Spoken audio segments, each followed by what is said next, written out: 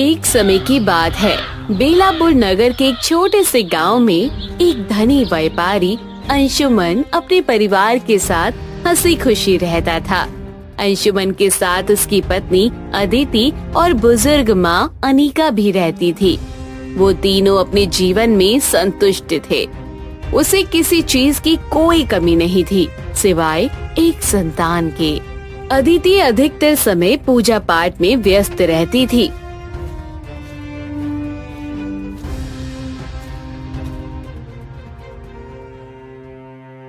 अरे अदिति, तुम इतनी पूजा पाठ आखिर क्यों करती रहती हो?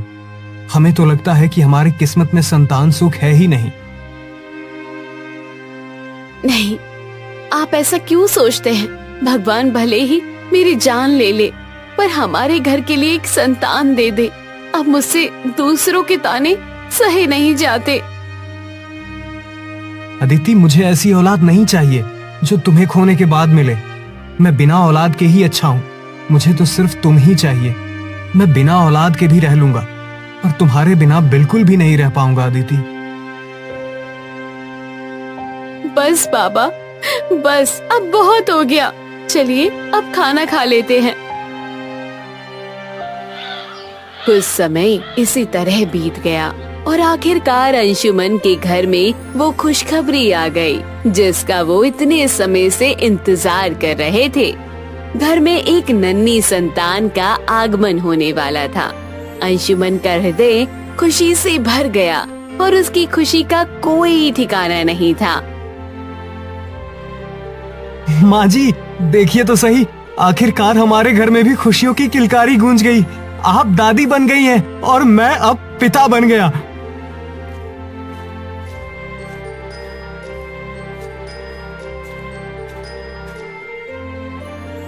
बधाई हो सेठ जी, आपके घर में एक सुंदर कन्या ने जन्म लिया है। अरे, तो क्या हुआ? तुम इतने दुखी क्यों हो? अभी तुम्हारा मुंह मीठा कराता हूँ। सेठ जी, एक दुखद खबर है, शायद आप इसे सुन नहीं पाएंगे। क्या बात है डॉक्टर, सब ठीक तो है ना? और मेरी अदिति कैसी है? वो भी ठीक है ना?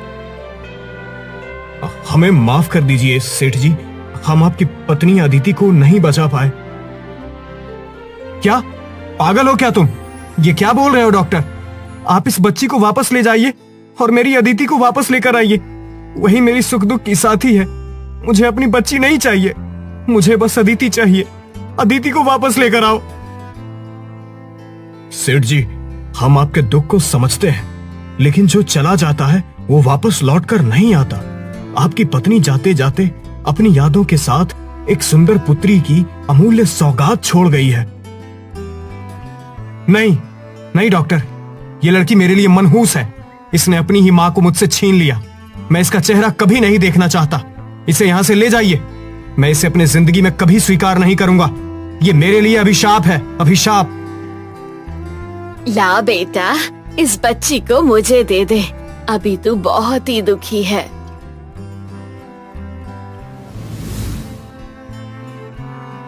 अदिति एक प्यारी सी बच्ची को जन्म देने के तुरंत बाद ही उसकी मृत्यु हो जाती है।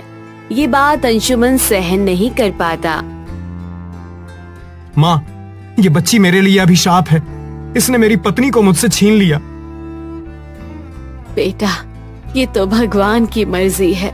इसमें बच्ची का कोई दोष नहीं है। नहीं माँ, नहीं। इस बच्ची ने मेरी खुशहाल जिंदगी से मेरी अदिति को छीन लिया। मैं इसे अपनी आंखों के सामने नहीं देख सकता। माँ, इसे कहीं दूर ले जाइए। मैं इसे कभी अपना नहीं सकूंगा। नहीं बेटा, ऐसा मत कहो। तुम अभी गम और गुस्से में हो, इसलिए ऐसी बातें कर रहे हो। अगर तुम इसे नहीं अपनाना चाहते तो कोई बात नहीं। मैं खुद इसे पालूंगी, अपनी गोद में बड़ा करूंगी।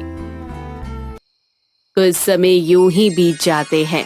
अनिका अपनी पोती को बड़े लाड प्यार से पालने लगी। उसे अपनी ममता से सींचने लगी, लेकिन अंशुमन अब भी उसे अपनी पत्नी की मृत्यु का कारण मानता था और उससे दूर ही रहता था। माँ, ओ माँ, मैं खेतों में जा रहा हूँ, खाना ले आइएगा। को वो बिल्कुल भी पसंद नहीं थी। वो अपनी बेटी से हमेशा नफरत करता और उसे देखना तक नहीं चाहता था। समय बीतता गया और देखते ही देखते आराध्या 10 वर्ष की हो गई। माँ, ओ माँ, मुझे काम पर जाने के लिए देरी हो रही है, लाइए खाना परोस दीजिए। अंशुमन की माँ घर में नहीं थी और आराध्या पिताजी की बातों को सुन लेती है और फिर वो सोचने लग गई। दादी माँ तो मंदिर गई है, पिताजी कहीं भूखे न चले जाएं, क्यों ना मैं ही खाना परोस दूं।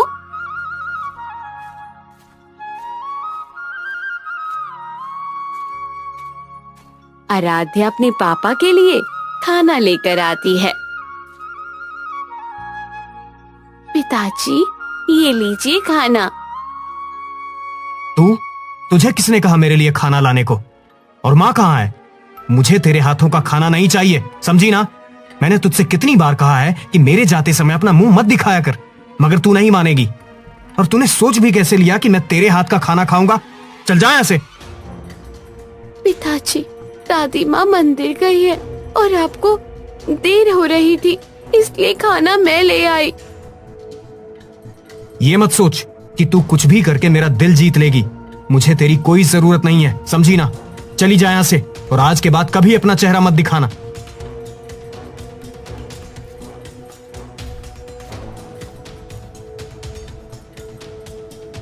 क्या बात है अंशुमन, वो खाना ही तो लाई थी, इसमें इतना चिल्लाने की क्या जरूरत है?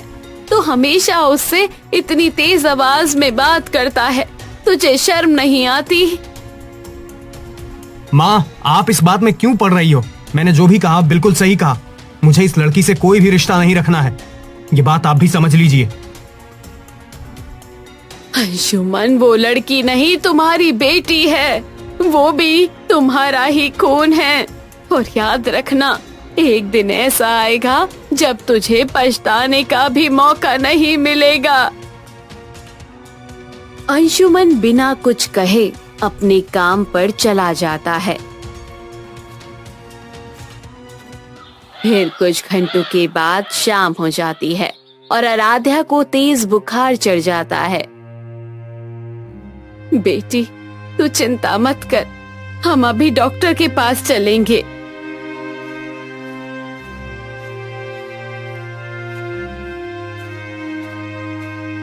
बेटा, आराध्या को बहुत तेज बुखार हो रहा है, उसे तकलीफ हो रही है, उसे डॉक्टर के पास ले जाना बहुत जरूरी है।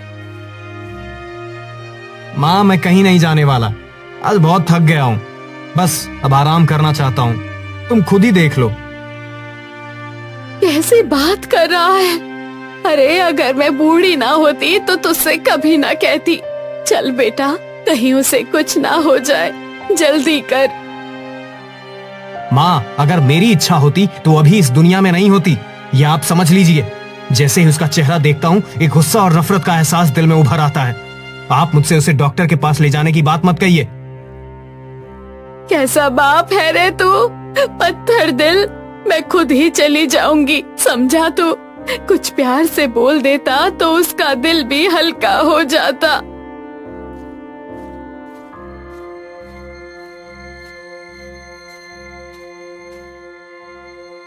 फातिमा, मेरे पिताजी मुझसे इतनी नफरत क्यों करते हैं?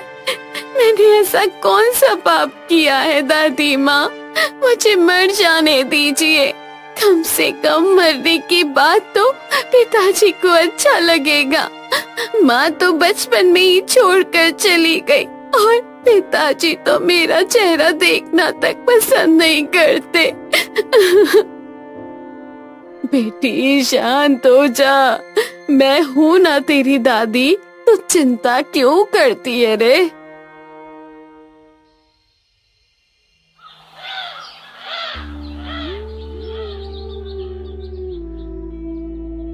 अरे बेटी, तुम्हारे पिताजी कहाँ चले गए? अभी तो वो यहीं खड़े थे और अब अचानक कहाँ गायब हो गए? कहीं कुछ गड़बड़ तो नहीं है? अंकल, पिताजी अभी आते ही होंगे, शायद किसी काम से कहीं गए हैं।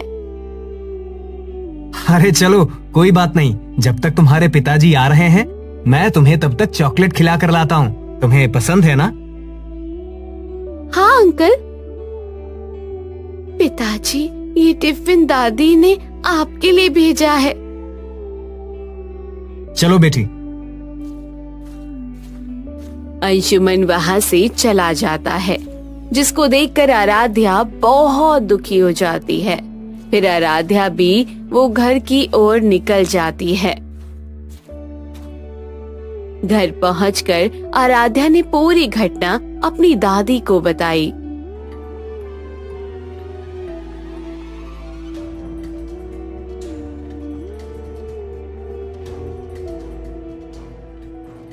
बेटी, शायद तेरे बाप का दिल पत्थर का है, वो कभी नहीं पिघलेगा।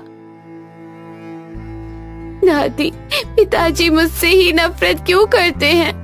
बाकी तो सबसे अच्छे से बात करते हैं। आखिर मेरा क्या कसूर है? बिल्कुल नहीं बेटी, तुम किसी भी तरीके से अपने आप को दोषी ना ठहराओ। कभी कभी लोग अपनी जिंदगी के दुखों को समझ नहीं पाते और वो अपना गुस्सा और नफरत किसी और पर निकाल देते हैं। तुम्हारे पिताजी के साथ जो कुछ भी ऐसा हुआ है जो शायद कभी वो समझ ना पाए, लेकिन तुम हमेशा अपनी मासूमियत और अच्छाई को बनाए रखो। एक दिन वो जरूर समझेंगे बेटी। हाँ दादी, मुझे भी उम्मीद है एक ना एक दिन पिताजी मुझे जरूर प्यार करेंगे। इसी तरह समय बीतता गया और आराध्या पिता के प्यार के लिए तरसती रही, लेकिन अंशुमन उसे देखना तक पसंद नहीं करता था। दोनों के बीच दूरी बनी रही और समय के साथ आराध्या अब बड़ी हो गई। आराध्या एक कप चाय लेकर अपने पिता के पास जाती है। पिताजी, मैं आपके लिए चाय लेकर आई हूँ। देख, बचपन से तुझे समझाता आया हूँ कि मुझे तुझसे कोई रिश्ता नहीं रखना है, फिर भी तू मुझे परेशान करने के लिए बार बार मेरे सामने क्यों आ जाती है? मैंने कसम खाई है कि मैं तेरा चेहरा कभी नहीं देखूंगा। पिताजी, कृपया मुझे बताएं ना, आप उससे इतनी नफरत क्यों करते हैं? मैंने ऐसा क्या गलत किया है जो बचपन से ही मैं आपकी ममता और प्यार के लिए तरसती रही? मैं आपके साथ खेलना चाहती थी, आपके साथ वक्त बिताना चाहती थी, लेकिन ये सब बस एक सपना ही बनकर रह गया। देख, मेरा तुझसे कोई रिश्ता नहीं है और ना ही मैं तुझे देखना चाहता हूँ। तेरी भलाई इसी में है कि तू यहाँ से चली जा। तू मेरे लिए उसी दिन मर गई थी जिस दिन तेरी माँ मरी थी, समझी ना? तो बताइए ना पिताजी, ऐसा क्या करूं जिससे आपको अच्छा लगे? वैसे भी कुछ समय बाद मैं इस घर से चली जाऊंगी। यदि तू मुझे खुश देखना चाहती है तो अपना चेहरा मुझसे ढक कर रखा कर। मैं तेरा चेहरा देखना ही नहीं चाहता। जब भी तुझे देखता हूँ मुझे गुस्से के सिवा और कुछ महसूस नहीं होता।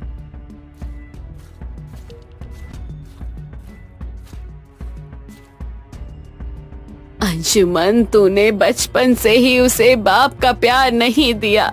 माँ तो उसे बचपन में ही छोड़कर चली गई। अब उसे ससुराल भी कैसा मिलेगा कौन जानता है रे।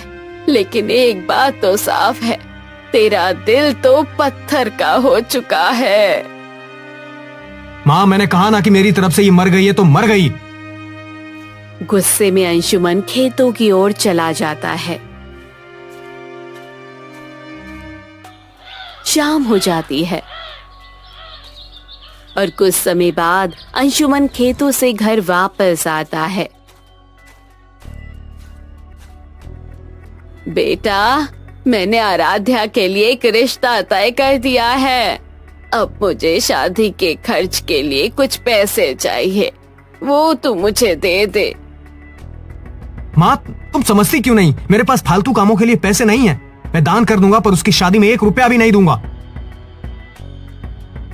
बेटा, इतनी सारी संपत्ति तू आखिर कहाँ लेकर जाएगा?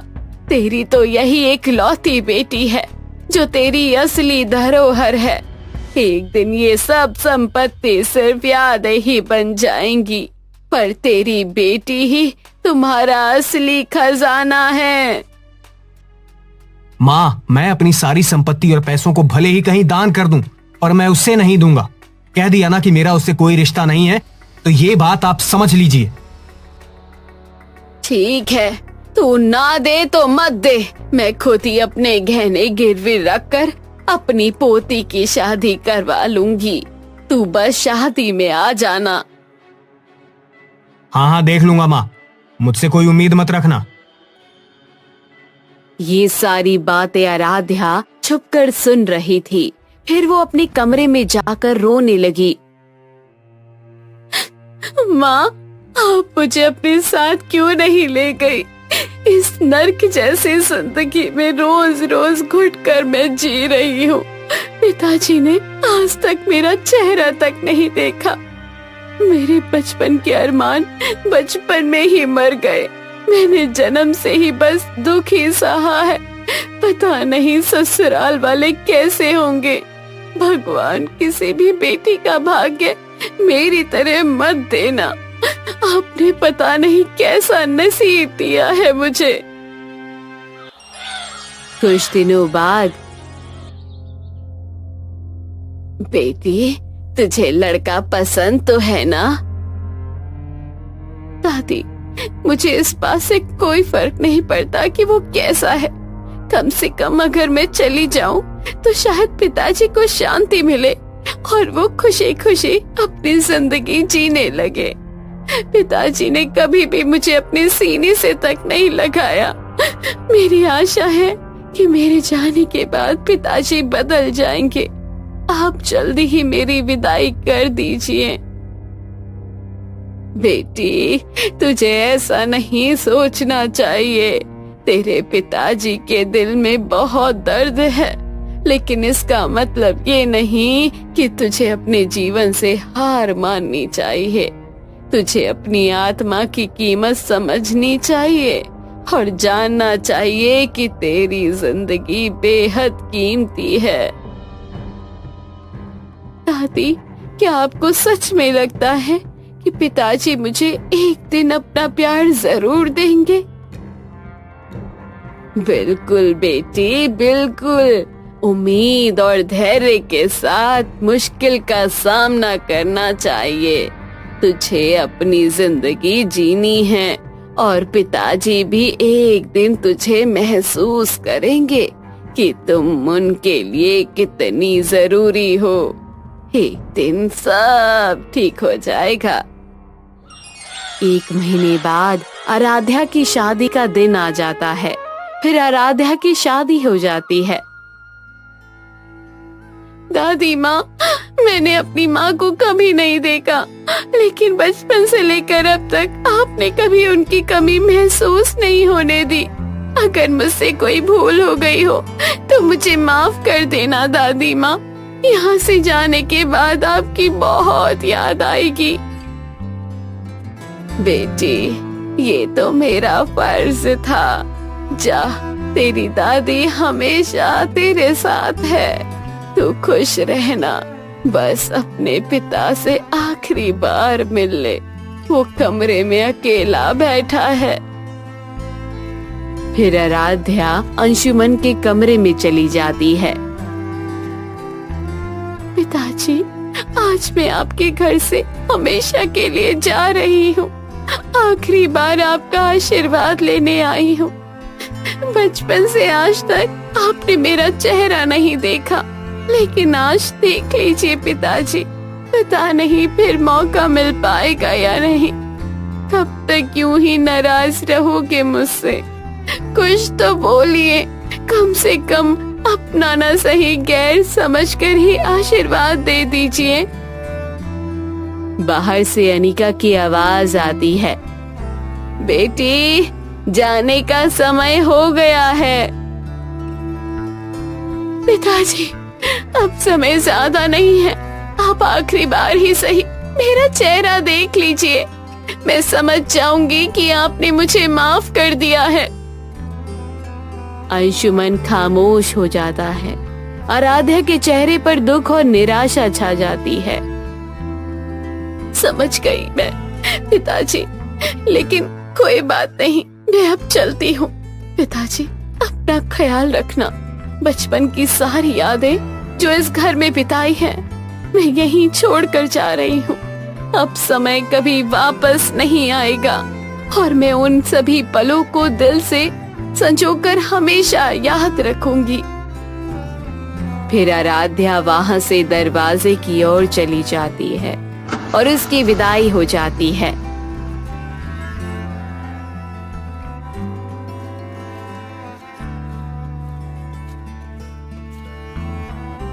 तूने अपने बाप होने का फर्ज ठीक से नहीं निभाया। वो बेचारी कितनी उम्मीदें लेकर तेरे पास आई थी, ये सोचकर कि तू उसे माफ कर देगा, लेकिन तूने उसे माफ नहीं किया। अब वो चली गई है और अब वो समय कभी वापस नहीं आएगा। अब रहो अकेला इस घर में बिना किसी के। वो बेचारी ना तो अपने बाप का प्यार पा सकी, ना अपनी माँ का।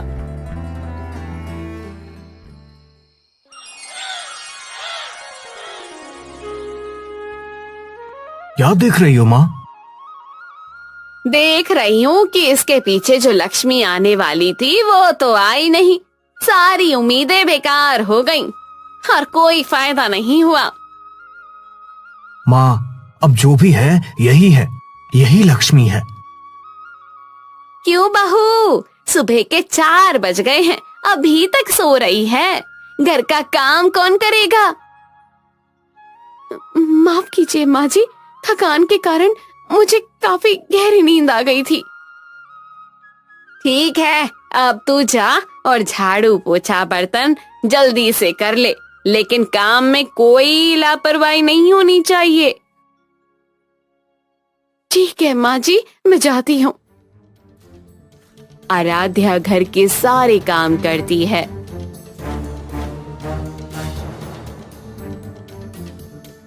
आराध्या, ओ आराध्या, मेरा खाना ले आओ, मुझे ऑफिस जाने के लिए देर हो रही है।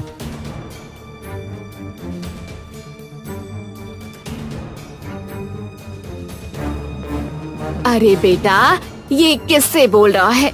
वो तो इस घर में महारानी बनकर आई है और कुछ भी काम नहीं करती है। ठहर, मैं खुद लेकर आती हूँ। फिर सोहनी रसोई में राजू के लिए खाना लेने चली जाती है।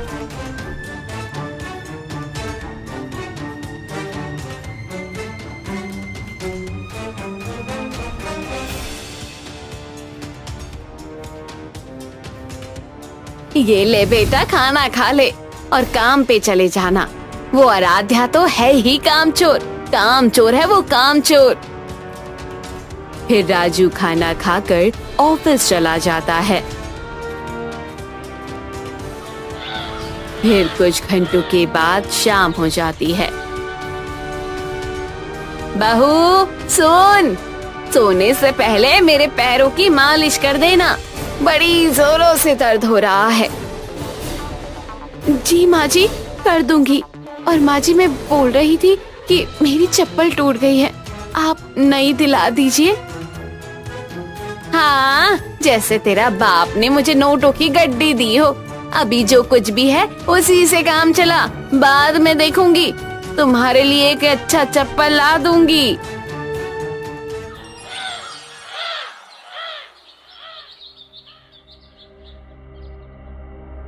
सोहनी, ये ले मुंह मीठा कर, मेरी बहू के लड़का हुआ है, मैं दादी बन गई हूँ। अरे, ये तो बहुत खुशी की बात है। देख, एक तेरी बहू है, एक मेरी बहू है। तेरी बहू को शादी में कितना कुछ मिला, लेकिन इसके बाप ने एक फूटी कौड़ी तक नहीं दी।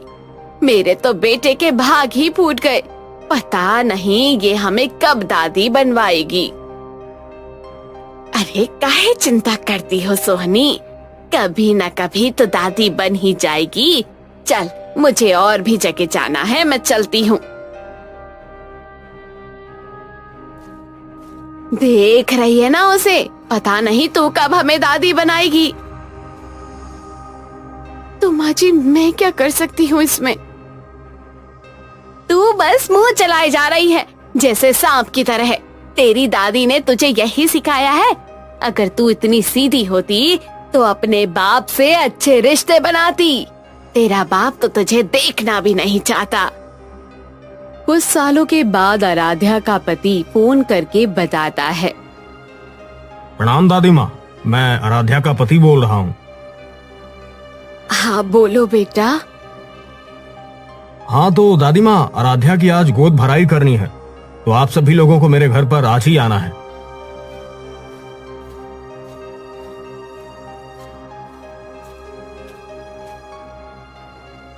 अरे बेटा, आज बहुत खुशी का दिन है। आज आराध्या की गोद भराई है, तू भी चलना। तुझे देखकर वो बहुत खुश होगी। मैं नहीं जा रहा हूँ माँ, मुझे बहुत काम है। आज आप ही चले जाइए। अरे बेटा, अब गुस्सा छोड़ भी दे। इतनी बड़ी खुशी मिली है और तू है कि मुंह फुलाए बैठा है। चल मेरे साथ। माँ, आपको जाना है तो जाइए और नहीं जाना है तो मत जाइए। मैं नहीं जाने वाला, समझी ना? हाँ हाँ मत जा। मेरी तो वो पोती है, मैं तो जाऊंगी। तू तो बस घर पर ही बैठा रहे। बेचारी का क्या कसूर है? अगर अदिति की जगह वो मर जाती तो तू क्या अदिति से भी नफरत करता? अरे उसने कितना बड़ा बलिदान दिया है। तुझे अपनी बेटी सौंप कर गई है और तू है कि उसकी इज्जत तक नहीं करता। जा, आज से तू मेरा भी बेटा नहीं है।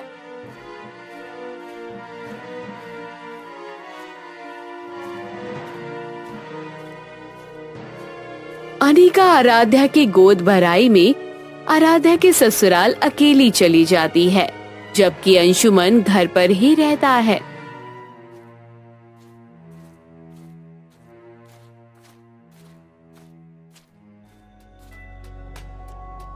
अरे दादी माँ, आप आ गई? आइए आइए, बैठिए। और पिताजी कहाँ हैं? क्या अभी भी वो घर के बाहर ही खड़े हैं? रुकिए, मैं अभी बुला कर लाती हूँ। वो नहीं आया बेटी। उसके दिल में तेरे लिए केवल नफरत है और कुछ नहीं है। और तू भी उसे पिताजी बोलना बंद कर। अब वो तेरे प्यार के काबिल नहीं है। दादी माँ, जब भाग्य में ऐसा ही लिखा हो तो क्या कर सकते हैं? मेरा नसीब ही खराब है। इसी तरह 2 महीने और बीत जाते हैं। फिर एक दिन, अब क्या हुआ? क्यों तुम उदास बैठे हो? क्या तेरी माँ मर गई? माँ, मुझे समझ नहीं आ रहा कि अब मैं क्या करूं। मैं कितना बड़ा पापी हूं। अपनी ही फूल जैसी बेटी को कभी अपना नहीं पाया। उसे वो प्यार नहीं दे पाया जो एक माँ बाप अपने बच्चे को देते हैं। बेटा, कम से कम तुझे एहसास तो हुआ। अब जाके उसके ससुराल मिल उससे, उसे भी अच्छा लगेगा। वो भी तेरे प्यार के लिए तरस रही है। लेकिन माँ, मैं उसे कैसे पहचानूंगा? अपने अहंकार में मैंने बचपन से अभी तक उसका चेहरा भी नहीं देखा। बेटा, तूने कहा था ना कि मेरे सामने मुंह ढक लेना, तो याद रखना, जो तुझे देखकर मुंह ढक ले तो समझ जाना वही तेरी बेटी है। मैं कल सुबह होते ही सबसे पहले उसी के घर जाऊंगा। सुनो आराध्या, तुम्हारे लिए एक खुशखबरी है। कल तुम्हारे पिताजी तुमसे मिलने आ रहे हैं। क्या पिताजी आ रहे हैं? मैं अपने पिताजी से बहुत सारी बात करना चाहती हूँ, लेकिन एक काम करती हूँ दादी माँ, मैं एक पत्र लिख देती हूँ जिसमें मैं अपनी सारी बातें को लिख दूंगी ताकि मैं कुछ भी भूल ना जाऊँ। ठीक है ना दादी माँ? आराध्या की खुशी का तो कोई ठिकाना नहीं था। वो मानो खुशी से फूले नहीं समा रही थी। अपनी भावनाओं को व्यक्त करने के लिए उसने अपने पिता के नाम एक पत्र लिखा।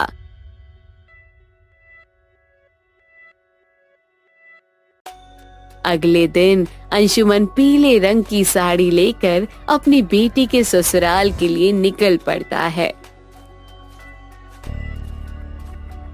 मेरी रानी गुड़िया बेसब्री से इंतजार कर रही होगी जल्दी चलता हूँ। मैंने बचपन से जो बातें नहीं की वो सारी बातें आज ही पूरी कर लूंगा और वो मुझे देखकर कितनी खुश होगी। जल्दी उठो आराध्या, तुम्हारे पिता भी आते ही होंगे। आराध्या कुछ बोलो, और क्यों नहीं उठ रही हो, क्या हुआ? आराध्या, मैं अभी डॉक्टर को लेकर आता हूँ। आराध्या का पति बिना कोई देरी किए तेजी से बाहर भागा। वो दौड़ता हुआ पास के क्लिनिक पहुंचा और वहां से डॉक्टर को जल्द से जल्द घर ले आया ताकि आराध्या को समय पर इलाज मिल सके। आराध्या बेटा, आंखें खोलो, आंखें खोलो। अब ये नहीं रही। जैसे ज्यादा दुखी होने के कारण इंसान का कलेजा फट जाता है, वैसे ही ज्यादा खुशी होने से इसका ब्लड फ्लो बहुत तेज हो गया था और इनकी मौत हो गई। कुछ देर बाद सभी लोग बाहर बैठकर रो रहे थे। तभी वहां पर आराध्या का पिता आ जाता है। अचानक से तेज हवाएं चलने लगती है और आराध्या का चेहरा ढक जाता है। आराध्या का पत्र अंशुमन के पास उड़ता हुआ हवा में चला जाता है।